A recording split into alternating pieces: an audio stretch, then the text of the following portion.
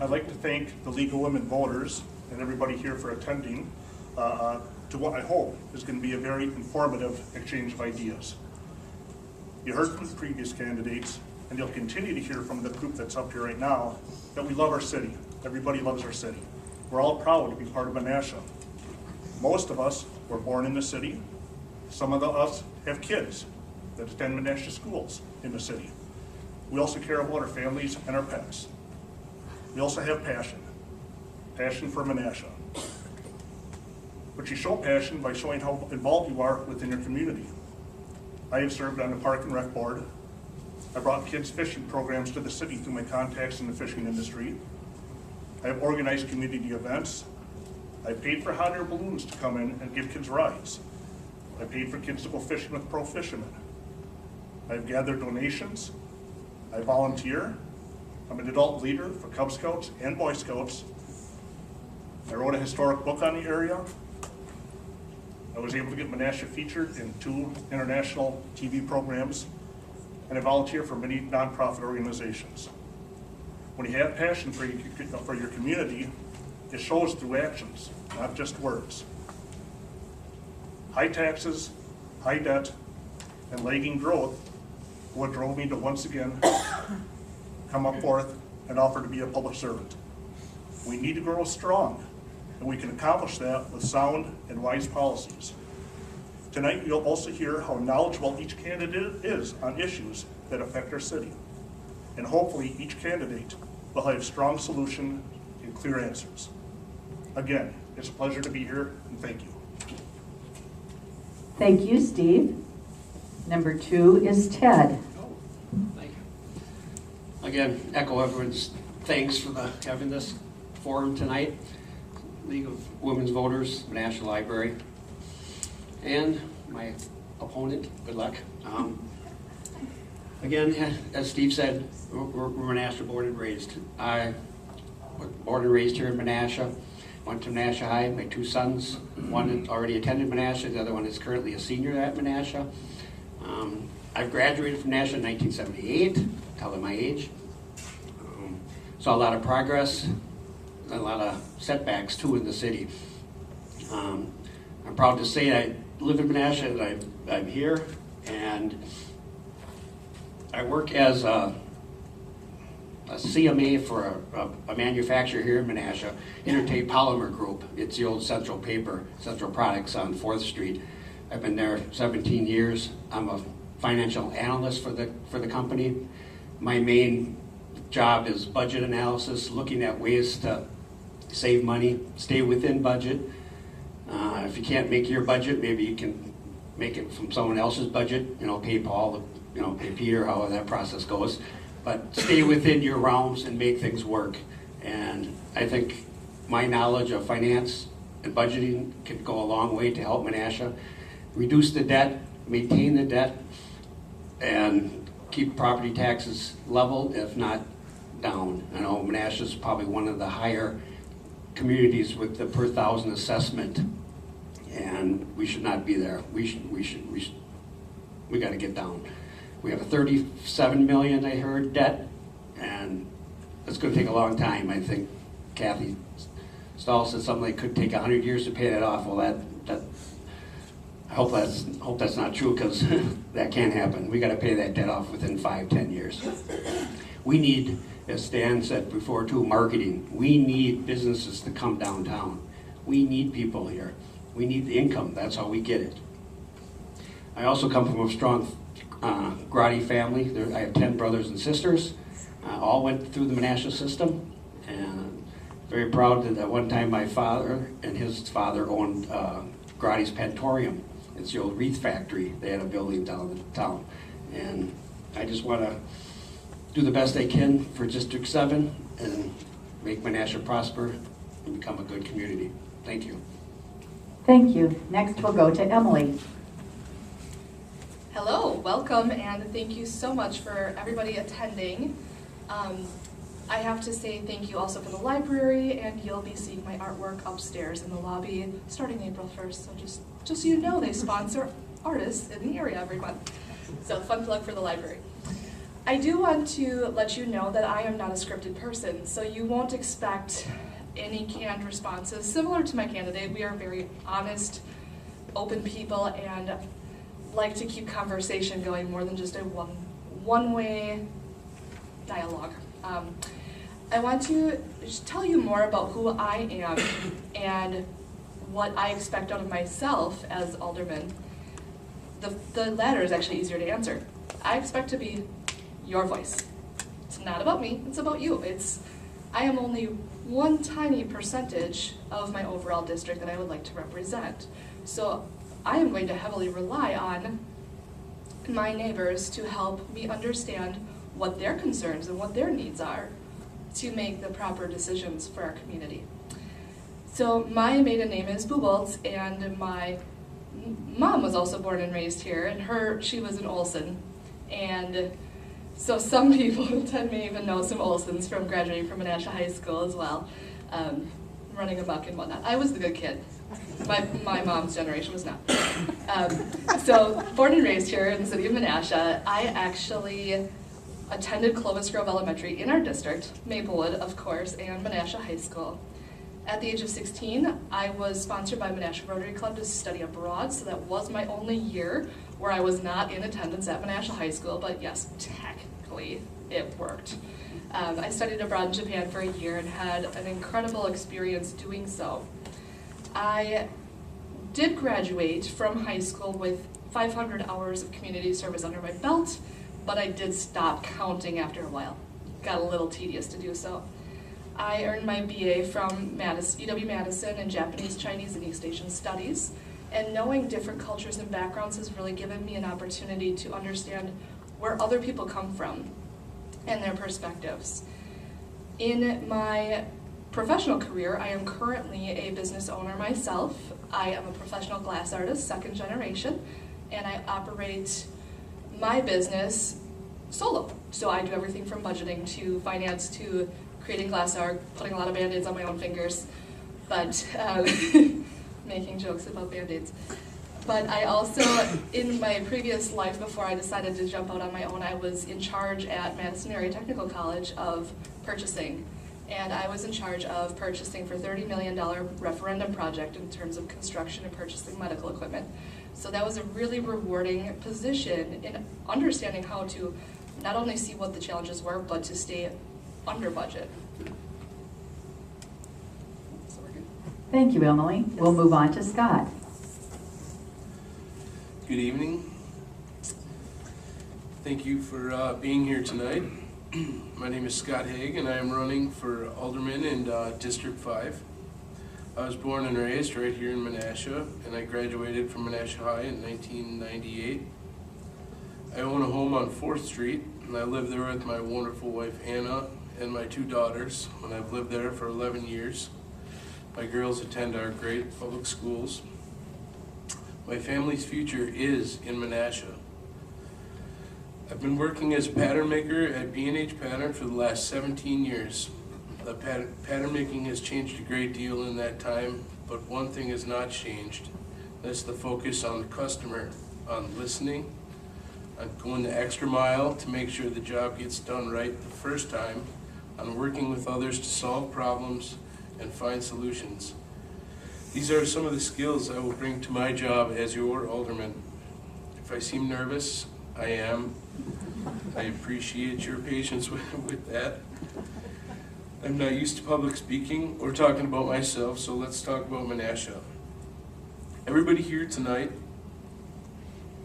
loves Menasha. We're proud to call it our home.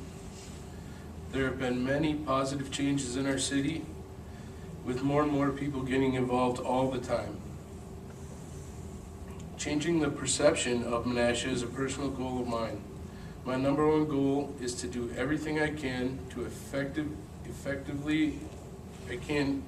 work effectively with the other members of council, the mayor, the city staff, and the residents of the 5th District to keep our community moving in a positive direction and bring out the Blue Jay pride in all of us. I hope to have your support on April 4th. Thank you, Scott. Okay, we'll move on to the question segment. And the first question, I'm going to start with Scott and go down the line. The city is currently in the process of planning major renovations of Jefferson Park, and the preliminary plan is on the table. Why is this a good investment for city taxpayers, or is it? What are your thoughts on the Jefferson Park vision plan? So, I can remember riding my bike, holding a fishing pole in one hand, a bucket of minnows, and hanging off the handlebars, just cruising all over, catching fish and having a good time with my friends. And I want my daughters to have that all them same memories, all of them. I want them to enjoy the park, the pool, the playgrounds. Jefferson Park is our biggest park, and it's a wonderful place for organized team sports, parties, and our non-profit benefits like Seafood Fest that bring visitors to Menasha and gather our citizens. So I think improving with plenty of input from local residents is a very good investment for the city, and we should keep that process moving forward. Thank you. Steve? Jefferson Park is a gem of our community. Wonderful waterfront, the whole 9 yards. It's a good investment to redo the park if it's done wisely. I have a few concerns about it, the size of the amphitheater. I would like to actually see a focus on developing the park to accommodate larger events and have a focus on actually trying to get events and different activities to happen down in the park to bring people into the city. And we could shove $20 million into Jefferson Park, and if you don't have a plan in place to actually have it utilized in a proper way to actually bring events down there, good events, long-term events, all you're going to have is a $20 million park used by a few people walking through it with their dogs again. It's a great idea. The pool is a big asset. The residents love the pool. But I think there needs to be a bigger, broader plan that goes along with this one. You just can't shove money into a plot of land and expect it to completely succeed, especially when you have something like a park. We need to also concentrate on developing a plan to bring down events and make sure that park is utilized to the most of its potential. Thank you. Thank you, Steve. Emily? Okay. I have a very similar idea in that I do like the idea of making sure that our parks are not only, up to date, but also safe. So if there's any equipment or things that are faulty, regardless of location, not just Jefferson, but they need to be kept safe for our children and our residents that do utilize them. Most importantly, I think, is bringing in income-producing events and activities, competitions, concerts, whatever that may be, to be able to draw in crowds, those people that come from other communities that we have an amazing amount of resources here with our natural resources, our parks, our trails, to be able to bring people in and properly market our assets. We can bring people in and they will stay here and go have lunch. They will shop in our businesses. They will contribute to our economy in a very positive way. And the more they see our assets in terms of our downtown shops, our shops along other corridors as well, not just downtown, the more they will return even when there's not an event available. So I do think that it's important to definitely make our parks more robust in a destination zone, as long as it is done in a thoughtful manner to generate other income-producing activities. So, Thank you. And it's your turn, Ted. Okay. Good question. This is kind of one of the hotter topics I've imagined in Menasha, is the Jefferson Park renovation. What's it going to cost? What are the plans? I think there's 3 different scenarios out there. And can we just take bits and pieces from some of them? Do we really have to build a new pool or move the pool? I grew up in the days when there used to be, in the Fox River, you had the boat races down there in the summertime. And the road right now through Jefferson Park, I think it's one of the best features of the park, that you can really just drive through there nice and slow and enjoy the beautiful Fox River. It's one of the better parks, I think, in the Fox cities. Some of the ideas, the amphitheater, bringing in groups and bringing in some fundraising type things to help bring in income to the city, minimize the debt. Those are all positive things. But I imagine there'll be a couple referendums on this before it's all said and done, but let's just make the right choices and maybe look at if it's going to cost so much, maybe there's money to be spent elsewhere than sticking into another park type system. Thank you. Thank you.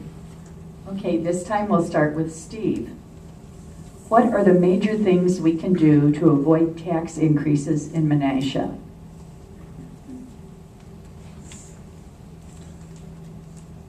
I'm going to echo what Stan Sevenik said. We need marketing. We have no marketing plan. There is room within the city for internal growth. There's improvements that we can do to our housing stock to increase the value of the housing stock, which would eventually end up lowering the tax rate. If you have higher valued homes, you don't have to be charging, the city would not have to be charging homeowners as much for the value on their homes to be able to pay the bills. I think there has been some lack of thought on a few of the things that have happened. We have lost quite a bit of taxable property within the last several years from 441 expansion. We lost a ton of taxable property there. The Boys and Girls Club, the building downtown. We just have to be more mindful of the resources that we have in order to grow from within. Because with the town of Fox, or the village of Fox Crossing, shutting that corridor down, and the village of Harrison, and we have to start thinking a little bit more inward. And the way you do that is you be more mindful, and we have to manage our properties a little bit better and be aware and be proactive on some of these things that are affecting the property taxes instead of trying to be reactive, which doesn't solve anything. Thank you, Steve. Let's go to Emily next. Sure. Okay, so I think in pretty similar terms in that I've realized over spending some time downtown, I was, in a sense, in the back of the Wild Apple with my friend who was allowing me to utilize some of her space and see what the downtown is really like and some of the opportunities and shortcomings in that location. And I learned through that experience that there's a really amazing grassroots movement in trying to market the city. A lot of our residents, like we had all mentioned, is that we're all very proud of where we live. We love Menasha. We share Menasha. We support each other's businesses. Could we do more? Yes, of course. We can always do more. But I do agree that we might need to actually put a little bit of investment into marketing, into a marketing staff. Maybe it is initially a grant-funded position, and we try to work towards something in that realm. But I believe that it is time to really show how Menasha shines and entice the investors, entice other businesses to come here and take root and settle indefinitely. It's important to us, for us to grow our tax base of stable businesses in the area and stable residents. We know we love it here, so why not share that other people should love it too, and they want to be here. Thank you. Ted? Some of the major areas to avoid the excess tax income, Menasha did a good job with the Lake Park area, annexing land, getting more land. We are kind of a landlocked community, and that's hard, so it's harder you just can't open up some more parcels and build houses and bring in more income. So we have to be wise with what we're doing, how we're spending, and look at other ways to reduce debt, and just make accountable choices for what we do with our budget dollars to help minimize that. Thank you. Thank you. We'll go on to Scott now. I think I would agree with everything everybody has said next to me here. I think that's why I feel so strongly in changing the perception of Menasha. I think to get businesses and new families to come here, this bottom line is changing how other communities around us see us. Thank you. This next question will go to you first, Emily. Do you support the city lawsuit against the village of Fox Crossing? Why or why not? This is an audience question. I'm taking a leap of faith. There actually is a lawsuit.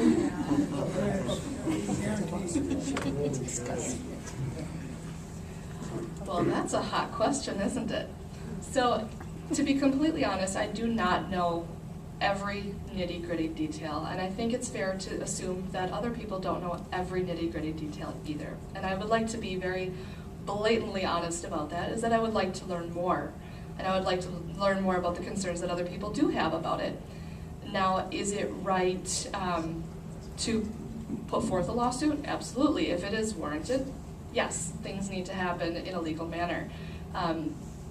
But yes, I will have to admit that I need to know way more details before I can answer that in a solid way.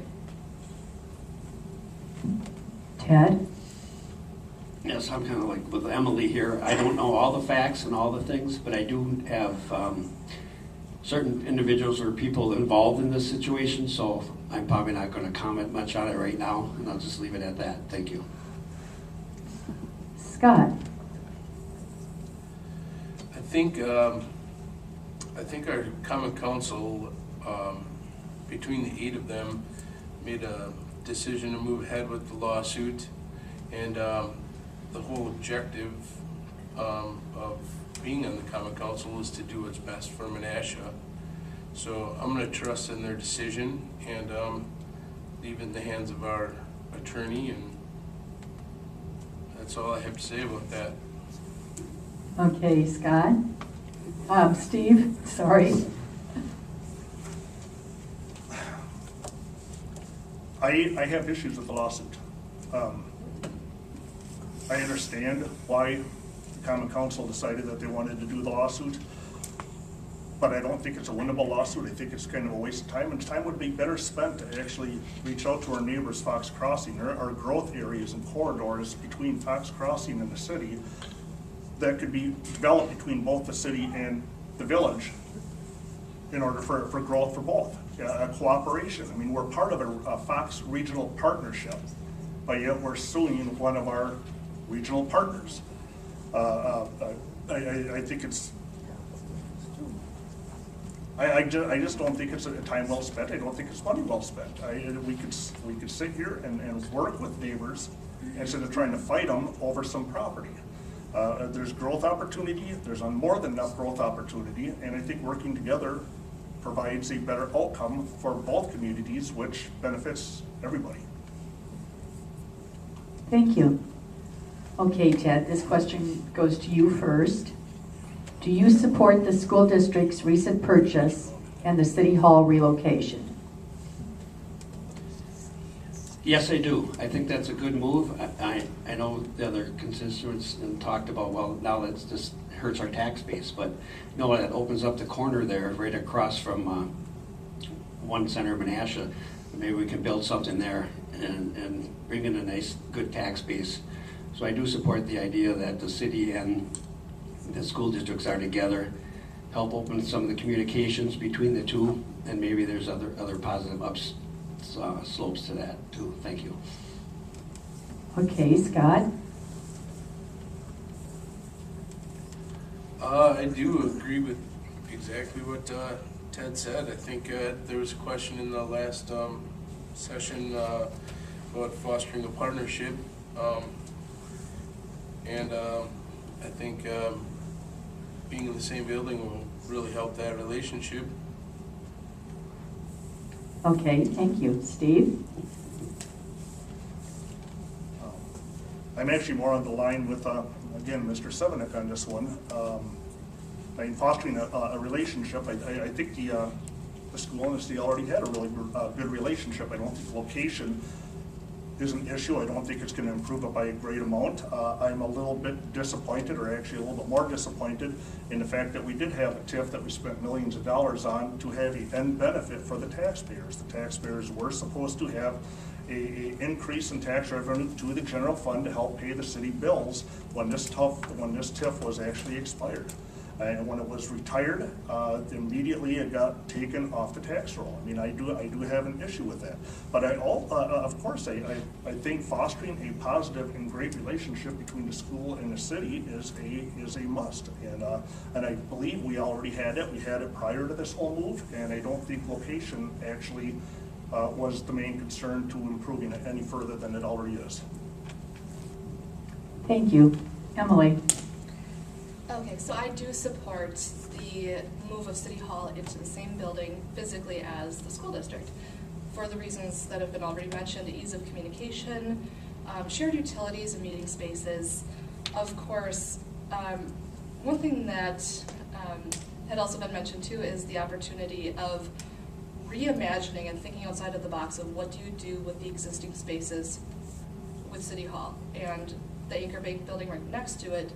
Could there be a different use for those spaces, considering the development of downtown Menasha? It's growing, it's expanding, it's actually becoming this beautiful thing where families feel comfortable and safe going down there and spending a whole day having to maybe move their cars for parking reasons. But long story short, it's a great place to actually be down there and spend time. So if we really think deeply about what could the long-term impact be, not just the short-term inconveniences, but the long-term impact of maybe putting City Hall a little farther away and not quite right smack dab in the middle, there might be some amazing opportunities for growth and tax base increase. So there's some imagination thoughts there. Thank you. Okay, next question. We're going to start with you, Ted, and go the other way this time. For those of you who were here earlier and know that I'm from Oshkosh, yes, we have some streets in Oshkosh and Wisconsin and everywhere in the United States that are not in the best shape. I travel a lot and I know this to be a fact. How would you handle Menasha's deteriorating streets? Well, we can expand the marina and everybody can have boats and just drive through the canals. It's Venice, beautiful. Exactly. I'll open up the glass blowing studios. I mean, that's probably a question that I cannot really answer. That's why we have a council and a landmarks commission, and we brainstorm and we find out what has to be done. We look at other things that we are doing to the streets. I mean, hey, you know, we live in Wisconsin, it's snow, we got salt, okay? I mean, the streets aren't always going to be perfect. You're going to have that. I know we talked about, I think Stan said something too about the salt they put down, and so is that causing an issue with the streets? I mean, don't know the answer, so that's why you have to get together as a council and as a group and figure out what's the best process to do it. So this is a collective type question, and it needs to be ironed out with everybody's opinions. Thank you. Okay, Emily. Sure. Going back and forth, getting us dizzy this time around here. Yep. Okay, so in terms of the streets, we obviously do understand we have these issues, and it's really not comfortable to be bumping along if you drive a moped, for example. I don't. I'd probably fall off of it. But I do think that, you know, of course we have our limited resources. We all realize that. We have limited resources and limited amount of time for actual repairs. I mean, we have winter for 6 months of the year, it seems. So the time that we do have to fix our streets and really work on them, a lot of times we're spending patching them up just so that they're drivable for the next short duration. With anything else, it's about prioritizing your concerns. What are some of the areas that must get repaired today, and what are the areas that might be able to wait until tomorrow? And that goes with basically anything that you're looking at in the city. You have to create your priority list, what your wish list is, what your needs and your wants and your differences. Some things would be nice to have, but not a safety concern. So I think we should start with our safety concerns first. And then of course, you know, we need to talk to the experts who do know about what does it take to repair these roads? What does it take to maybe, instead of paving it in this way because of the traffic flow, paving it a different way that's a little bit sounder in terms of wear and tear. Thank you, Emily. Your turn, Steve. The reason why our roads are so bad, and I hate always going back to this one issue is it's the steam plant debt. Money was diverted from the general funds to pay the debt on the steam plant because it was a poor decision. And the roads have literally suffered ever since. And when I was alderman the last go around, I believe at that time we were well over a decade behind on the road repairs, and that was an issue from back then that I tried to get addressed and get road repairs done. Where we're taking care of patching smaller roads, yet Racine Street, which we just had the new 441 access rebuilt on one end, and we're redeveloping our downtown on the other end. And you drive down in between there, it's like riding on a wagon in the Old West. It does come down to prioritizing. And yes, we're short on funds on street repairs, but it is something that we really have to deal with, because the longer the roads are deteriorating like this, the worse they're going to get. The water's going to seep in underneath it. The ice is going to form, it's going to crack, and it's just going to ruin the roads even worse than they are. What to do about it is just prioritizing our spending is what it's going to have to come down to. We're going to have to make decisions. Are we going to have trails and nice parks, or are we going to want decent roads? And the roads definitely need to be taken care of. Thank you. Scott? I think roads, and you said it earlier, roads are an issue in every community, every city, every road. I know we spend over $1 million a year on our streets, and I know there's a plan in place, and the roads are rated, and the worst ones are done first. I think that is a priority, but at the same time, we have to grow, and maybe when we improve areas, maybe we should think about improving the streets around them areas. Okay, thank you. We had this question in the earlier session. We're going to see what you guys think about it. We'll start with Emily. Politics are so divisive nowadays. How will you build bridges with those in your district who may not have voted for you? Well, in short, I like to talk to everybody. I think that's pretty much it. I can talk to just about anybody and strike up a conversation, and I think this goes to common sense with anything. Not everybody's family agrees within one unit. I don't always agree with my 3-year-old. That's pretty easy to say. And I think it's about finding that common ground and identifying what is the ideal situation that everybody individually has, and what are the ways that we can get there. And I think what we all disagree on is really the road to get there. Which direction should we take to get to making this the best community we can possibly be living in? The one that has low taxes, high services.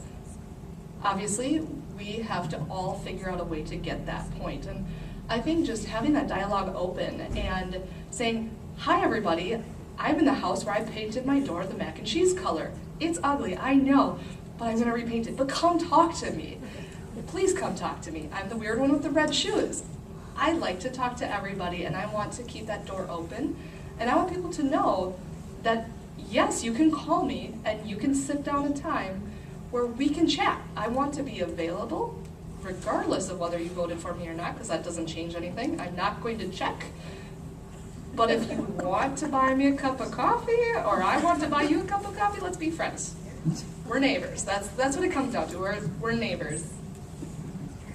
Thank you. We'll go to Steve next. Everybody's personal choice on who they vote for, sometimes it's really personal and deep. Sometimes it's just that you're friends with the person. There's different reasons why people vote the way they do, and the only way that I could perceive mending fences is just being the best alderman that I could possibly be for the whole entire district. Listening to everybody's concerns and addressing their concerns in a prompt and fast manner. Again, building bridges is also a two-way street. It has to be both parties has to want to actually work together to be able to accomplish a common goal. Again, the only way to do that is actually working and proving that it will be the best alderman that the person could possibly have. Thank you. Thank you. Scott? So I think that we all have Menasha's best interests in mind, and we all love Menasha. We've all said that. I think the voter and the candidate or the alderman need to just have an open mind and share ideas, bounce some ideas off of each other, and I think we just need to. The bottom line is we all just need to work together, communicate, and do what's best for Menasha. Thank you. Ted? Thank you. Yes, politics, yeah, it's not a black and white thing. Everything has gray areas. And that's why we as individuals and we as people need to debate our topic, weigh the pros and cons, compromise, come up with the best solutions possible, and make the right choices. And that's why we have politics, and that's why we agree to live in this system of the United States or wherever we are, and get along and make it work. And I think we have a good council here in Menasha, we have a good mayor, good department heads, and we can make things work out. Thank you. Thank you. At this point, I think I'd like to elect you all to Congress. Next question. Let's start with Scott this time. Should the leaf collection experiment be extended citywide?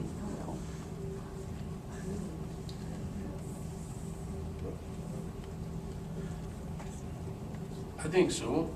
I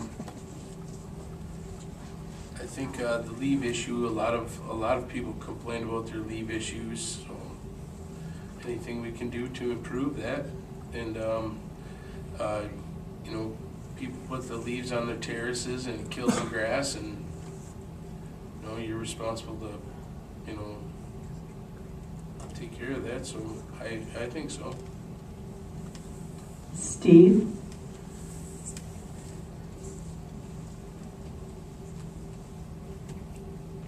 I'm not sure if it should be expanded to citywide. I can tell you that this last fall, I was actually in Appleton going to a historical meeting over there, and I with a buddy of mine, and they do the same process. They put all their leaves on the streets to be picked up later, and it was like playing Frogger in real life with the car, dodging all the different leaf piles within the road. I've heard complaints that it's damaging the road as they're scraping it up, but to be perfectly honest, I haven't really studied that issue all that in depth to be able to sit there and say whether or not it would be a positively good or bad idea to expand it. My initial thought would be no. I think the vacuum is doing fine, but yet again, I haven't studied that subject in depth. Thank you. Emily? I think I have to agree in that regard, in that I would like to hear more from my neighbors on what their feelings are about that particular program. I know that I don't have any concerns with the leaves on my trees when they fall, and I take care of them, and typically a little too late, where it becomes this gigantic set of piles in the whole front terrace. But to be honest, I feel like as long as we all understand we have to be patient and that the leaves are not going to be picked up every other day, and we know that the services are going to take care of our take care of our concerns, similar to garbage and recycling being picked up on a regular basis. Our leaves will be picked up, our streets will be plowed, but we do have to be patient, and they will not happen every single day when the leaves fall. But to consider more of the scope of things, I would like to hear more feedback from my neighbors to see what their perspective is. Thank you. Ted? I look at the leaf collection in two different areas. One is the current that we have with the vacuum. I live in a very wooded area, District 7 over by Clovis Grove, so I have a lot of trees, and there is a lot of, and I appreciate the way it's being done currently today. Put it on the curb, put it out there, and have it vacuumed up. I've heard some horror stories from Appleton of the snow plowing of the leaves. I mean, leaf time, it's rainy and stuff, you're pushing stuff into the streets. I think you need more people to have this process done. I think it causes more of a safety concern than the regular vacuuming that is. And I think with the cost of what they do today with the snow plowing aspect, maybe there's a way of getting another leaf vacuuming type system or truck, Menasha, so you can have a more turnaround of this collection process. Thank you. Thank you. Okay, this time we're going to start with Steve. This may be our last question. We'll see how quickly this one goes. Please explain your views regarding how state legislation is now limiting municipal governance. That's kind of a broad question. Is limiting our government. The main effect is the cash flow that used to be able to come into the city, and that has been. I know the mayor has had concerns about that way back when I was alderman. That the cutting from state levels, the funding at the state levels is having a direct impact on how we have to service and how we have to maintain our city. And there's some very tough decisions that the council and the mayor have to sit there and decide on because of the lack of budgeting coming back from the state.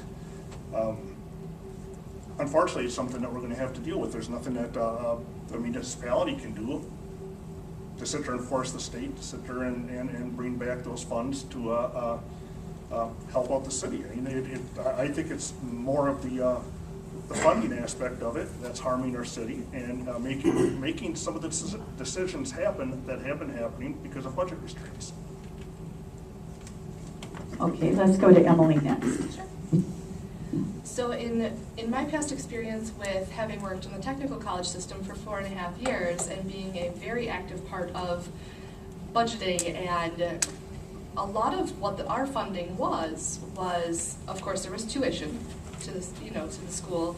There was state funding, there were federal funds, there were grants, there were a lot of sources of revenue, and I do agree that having a larger body, the state legislation limiting our funding, it does pose some challenges. And with my experience, I saw that there were a lot of pain points, a lot of doing more with less, and that's something that had been mentioned to me several times in the last couple of weeks. Of I feel like everybody's had to do more with less, and that goes in private and public industries. But with creative problem solving and trying to think outside the box, what are some ways that we can maybe get people involved, even in more of a volunteer effort to be, I don't know how to explain it in a better way, but to volunteer, to join local boards and give back to our community in terms of time, not just money. There might be a little bit of an ease of burden. Ultimately, we still have to spend within our means and not overdo it, but it is difficult when you have a lot of restrictions coming from a larger body. Thank you. Ted? Yes, as stated by some of the other people up here too, was you're always getting squeezed, you're always getting less and less and do more and more with what you have. A good example, I think, what Menasha has done too is they combine their fire department, Nina Menasha. You got to look at other municipalities and communities. What can we do along with Appleton then to pick up the leaves, or whatever the example or whatever the situation is. You just got to combine your sources and do what you can do with the budget dollars that you do have, and become accountable for that and stick to the budgets. Thank you. Thank you. Scott, your turn. I think our city employees are our best assets when it comes to this. It's a group of very smart people that can find ways to save us some money, and yeah. Okay, thank you. Okay, I think we'll go next to conclude the candidates' conclusions. You each have 2 minutes to kind of wrap up and, tell us why we should vote for you. And this time we're going to go in reverse order from our intros, so we'll be starting with Scott. I would like to thank you all again for taking the time to be here tonight. Thanks to my fellow candidates, and thanks to the League of Women Voters for organizing this forum. I hope what you've heard here tonight will help you make the decision on who can best represent you on the Common Council. As your alderman, I promise to listen to your ideas and concerns and have an open mind, to keep your input in mind and be your voice at City Hall, and to always do what's best in the best interests of our city. I've got nothing but good things to say about Menasha. Please vote for me on April 4th. Thank you very much. Thank you, Scott. Steve? Oh, no, wait, Emily. Oh, Yes. that's right, we're going backwards the other direction. Yes, Okay. I forgot. Okay, so I would like to thank everybody once again for coming and listening to our ideas, our concerns, and more importantly, sharing your questions for us to think a little bit more deeply about them. My real mission here is to treat all of our residents and our surrounding community members with dignity and respect. And I want to collaborate with other people to really promote our city as a great place to live, work, and play. I think that doesn't come in a silo. I think that we do truly have to work with our surrounding communities to be creative. How do we bring people into the region and then not look at our surrounding cities as competitors, but as collaborators? We have amazing resources here in our area, and it's really so incredibly important to market what we have so that other people say, gosh, I have to move to Northeast Wisconsin for this job. Where should I live? And it is so important to me to say, don't just look at the school ratings based on test scores. That doesn't give a full picture of what your real amenities are. There's a deeper picture to everything you can see. And what we have as assets starts with our neighbors, our friends in our community. We roll our sleeves up and help each other when something happens. Or even when something doesn't happen.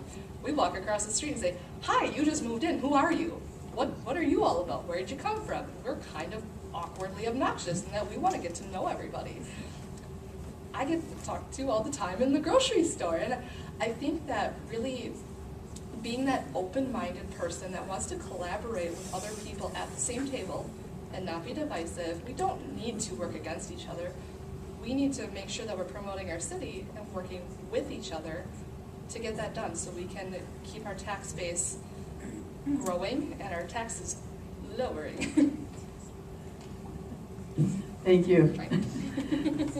Ted, it's your turn. Thank you. Thank you. Again, thank you everyone for coming tonight. This is very educational for me, educational for you too, I hope. I'm a financial analyst for a company in Menasha, so I'm kind of a black and white type person to see things certain ways. So I want to bring this financial gift that I do have to Menasha for budgeting processing and looking at how we can spend our money wisely. The key to Menasha is growth. We have to continue to grow. We have to find ways to market our city, bring in income. That's our sole source of money. We need that to help out.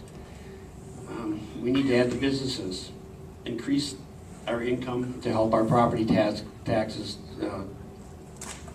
stay constant or else go down. Let's make good, sound decisions based on financially smart for the Menasha and for the taxpayers of our city. Menasha, as we all agree, is a very, very positive, growing community, a nice place to be, a nice place to leave a family, great educational system. I know the superintendent didn't mention anything about Calder Stadium, but that's another big plus that we're going to have going forward. So I'm just proud to be in Menasha, and vote for me, District 7. Thank you. Thank you, Ted. Steve? I'd like to thank everybody for coming again. I'd like to thank all the candidates up here. And Emily, if you were any more bubbler, your water would self-carbonate. I've